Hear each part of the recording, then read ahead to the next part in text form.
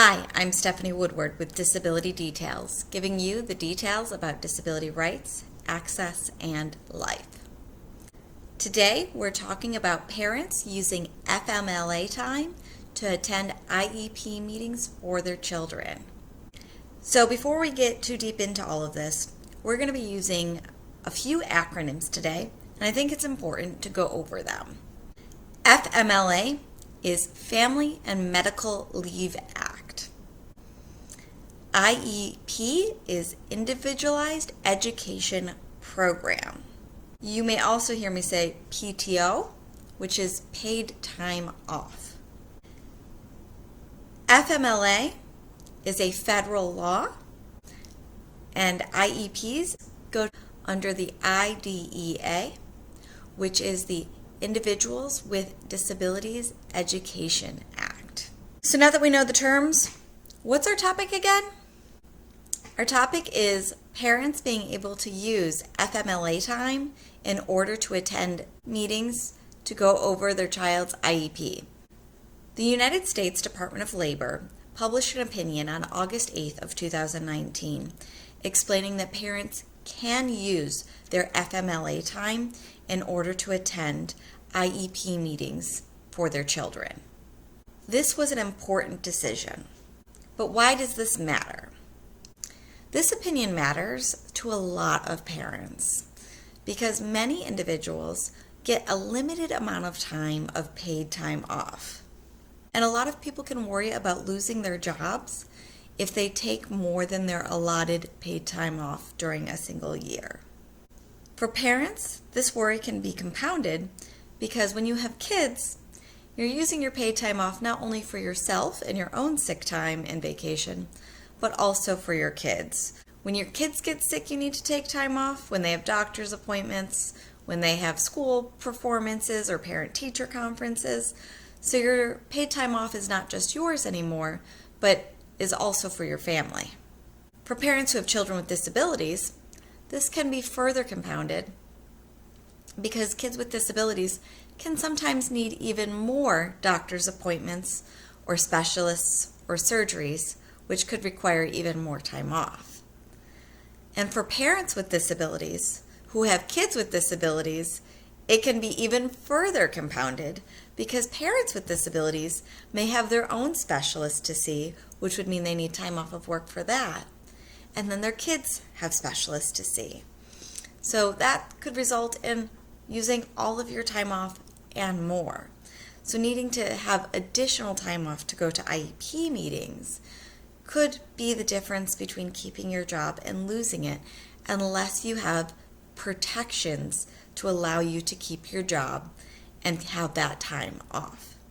And that's where the FMLA time off comes in.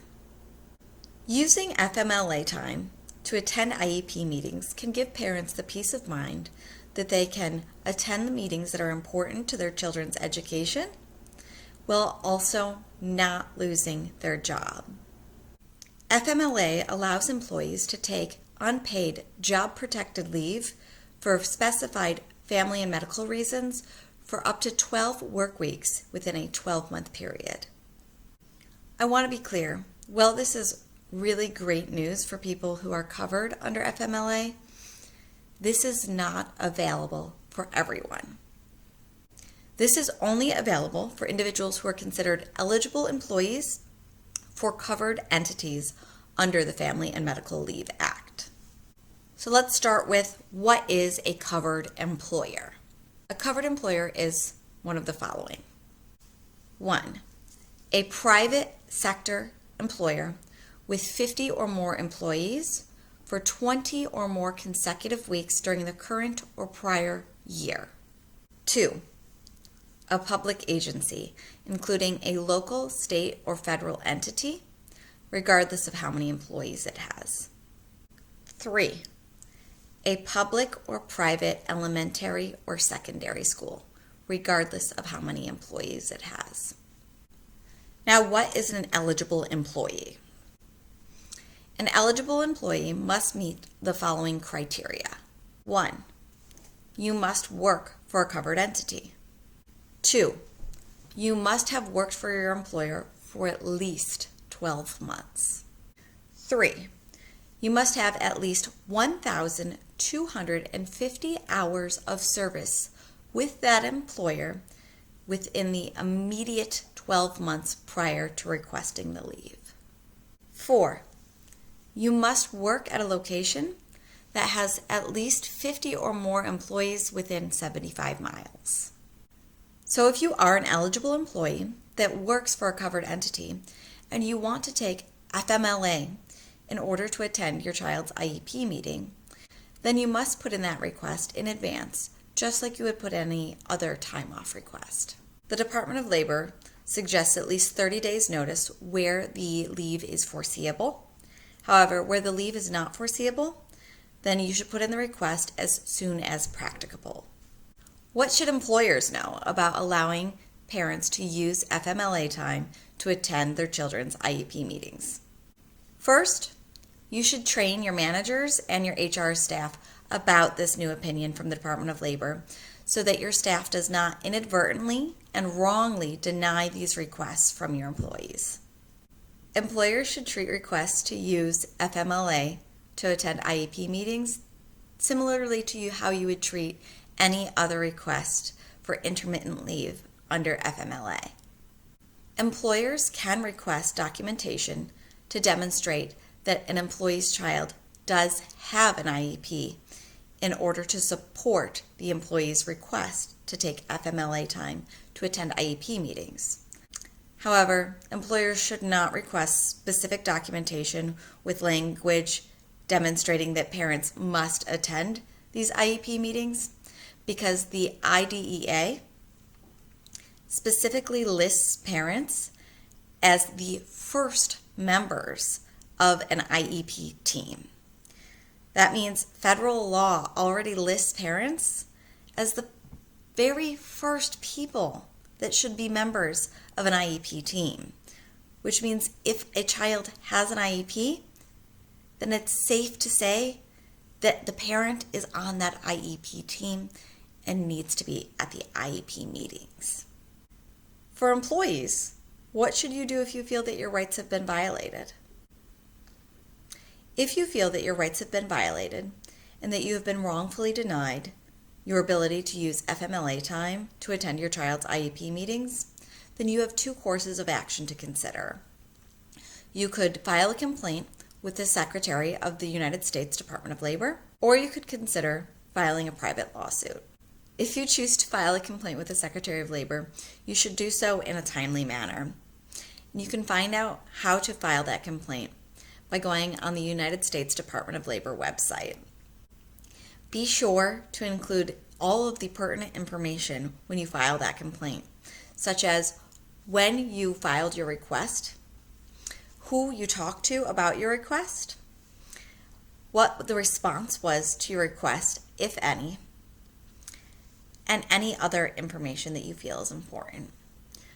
Be sure to include copies of any documentation you may have, such as the documentation you submitted with your request, the actual request you submitted, and any email correspondence that you may have. If you want to file a private lawsuit, the first step is finding a lawyer that is right for you. When looking for an attorney that would represent you best, be sure to bring the same information that you would include in a complaint to the Department of Labor. All of that information will help you have a fruitful discussion with potential attorneys to help you determine which attorney would be able to represent you best. For a private lawsuit, the statute of limitations is generally 2 years, unless the denial was willful, in which case the statute of limitations could be 3 years. But I'd play it safe and work on that 2-year timeline just to be sure I got everything in on time. I would be remiss if I ended this video without saying, it is my firm belief that a child with a disability should always be included in their IEP meeting. While the law does not require a child to be included until a certain age, I believe that children with disabilities should be included in any meeting that discusses them. In the disability community, our mantra is nothing about us without us. And if you're discussing our education plans, we can contribute to them. While I did not have an IEP growing up, I did have a 504 plan, which is similar to an IEP in some ways. And I remember being as young as 5 or 6 years old and being involved in those plans and contributing to those meetings by saying what I could and could not do and what I did and did not want. So while I may not have been the most eloquent at expressing myself at such a young age, I did have the right to participate in a plan for myself, and it helped me to learn how to advocate for myself from a very young age. I strongly believe that it's not just parents and teachers that should have a say in what happens in a child's education program. The child should have a say as well. After all, it's their education. If this video has been helpful for you, then please click that like button below and consider subscribing to this channel so that you can get more videos about disability rights, access, and life. I'll see you next time.